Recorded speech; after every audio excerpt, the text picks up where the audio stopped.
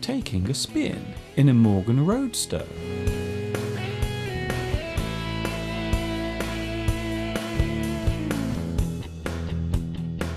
The Morgan motorcar started out as a single-seated three-wheeler, designed and built by the company's founder, HFS Morgan, way back in 1909. The Morgan brand made its debut at the 1910 Olympia Motor Show. Later, the car was modified so as to carry two people, but retained its three-wheeled chassis. The four-wheel Morgan made its first appearance in 1936.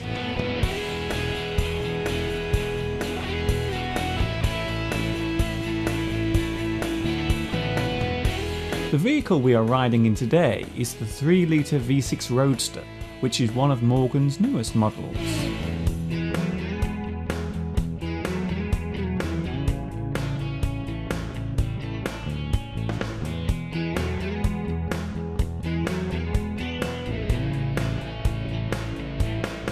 Because of the light weight of the chassis, this car possesses incredible acceleration, although it can feel a little bumpy on the country roads. 2009 marks the centenary of the first Morgan being built, and during that 100 years, the car has undergone many changes in design.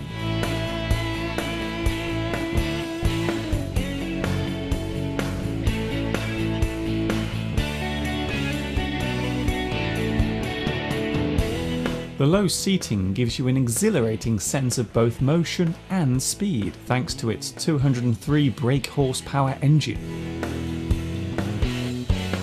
The production factory still retains the feeling of a small family-run company, with all of the cars being hand-built at their Worcestershire premises in Malvern.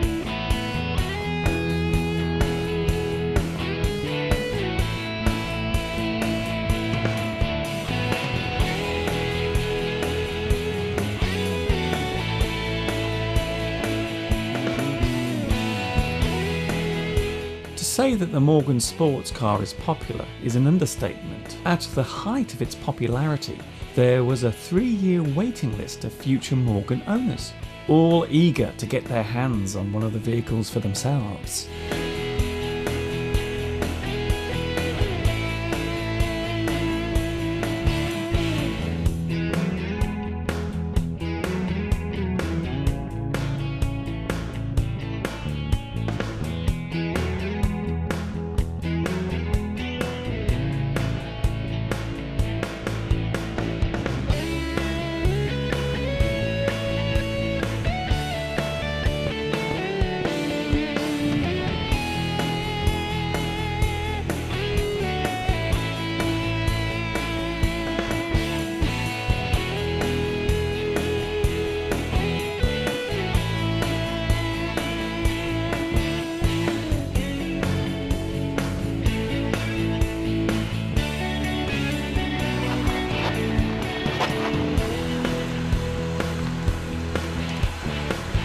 You know, the world of English is a fun and exciting place to be.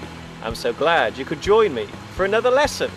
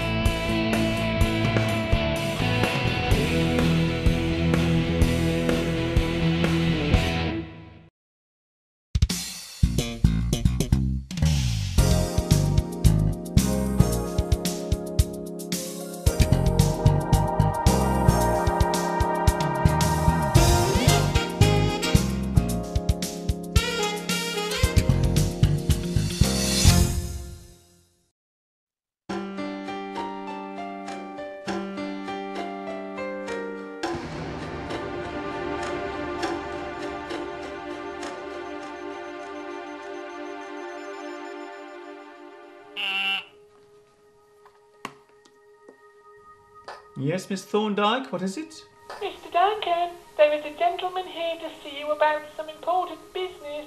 He can't have an appointment. Do you have some time to see him?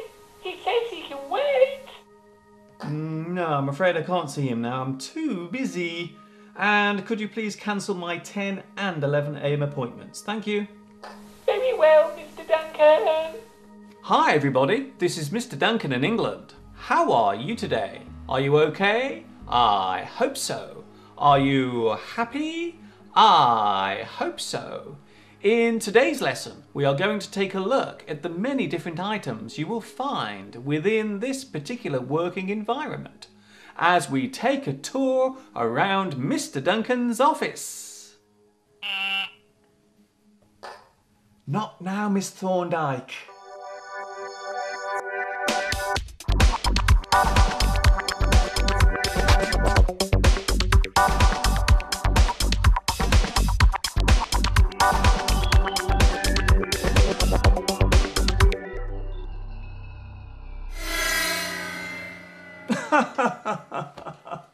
Oh, swivelling on my chair, talking to one of my business associates on the phone.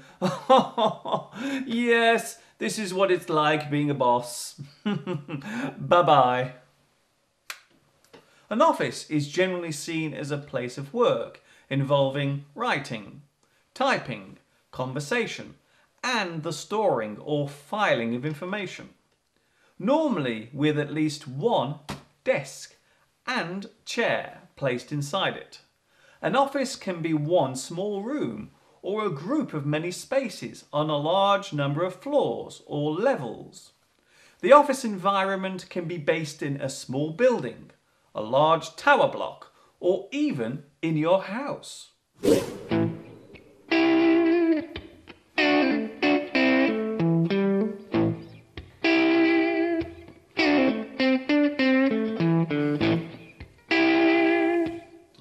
You can never find the end of this.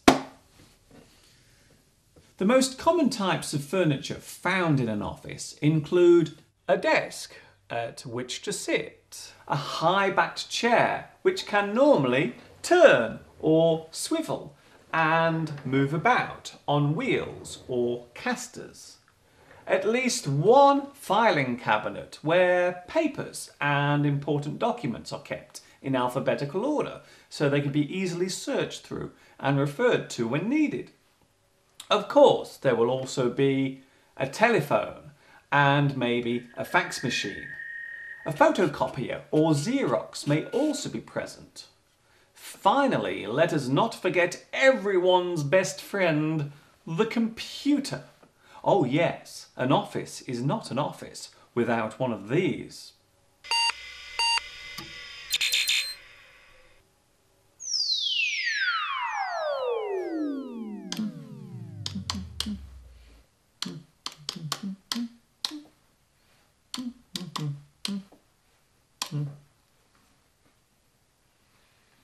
So that is all of the big equipment and large furniture.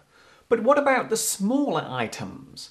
Well, there are many useful devices and gadgets to be found in the average office. We normally call these items office equipment or stationery. The word stationery is a noun which describes any item used for writing or typing or anything connected with it. A calculator. Hello.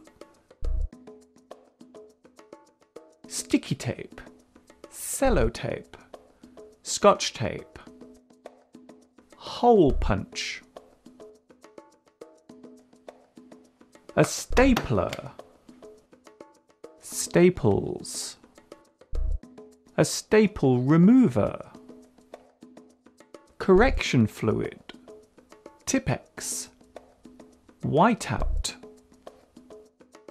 ruler, scissors, a pair of scissors, inkjet paper, marker pen, paper clips, glue stick, eraser, pen, pencil, eraser, notepad, a diary for recording all of your important appointments and schedules, box file, ring binder, elastic bands, rubber bands, a digital voice recorder, clips, spring clips, envelopes, envelopes,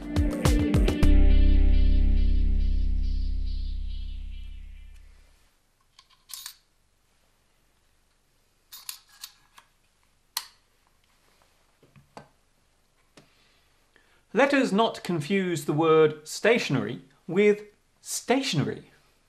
They are almost spelled the same, but have very different meanings. The other stationery means to be still or not moving. The car was stationary. It did not move.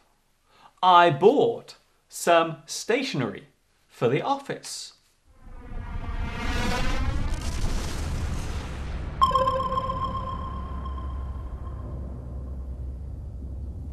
Look at me! I'm a screensaver. Rubbish! For some people, working in an office is a great thing to do and a comfortable way to make a living or earn money, while for others it is seen as a box in which a person is trapped or confined.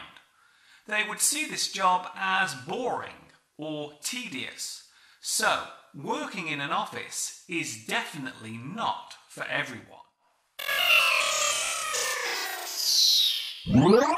Mr. Duncan, where are those reports I asked you for? They should be done by now. This is not good enough. You need to work much harder, or we may have to let you go. I'm sorry I didn't finish the reports that you wanted. I'll do them tonight, I promise. They'll be on your desk tomorrow morning. Okay. Thank you. Bye-bye. Dear, where's my stress ball?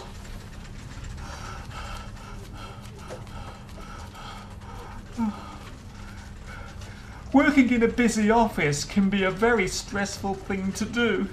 There is always something that must be done.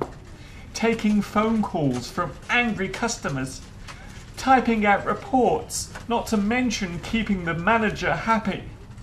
My stress balls come in very handy every day.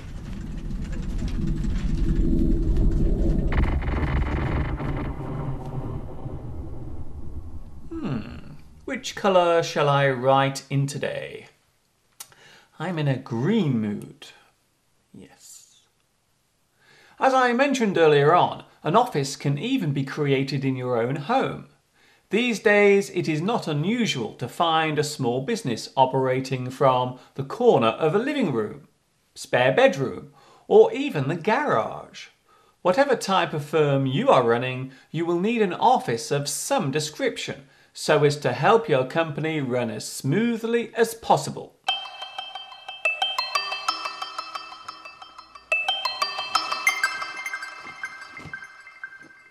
I hope you have enjoyed today's office tour. My day here has almost come to an end, so I will grab my coat and skedaddle. This is Mr. Duncan in England saying thanks for watching me, teaching you. And of course, ta-ta for now.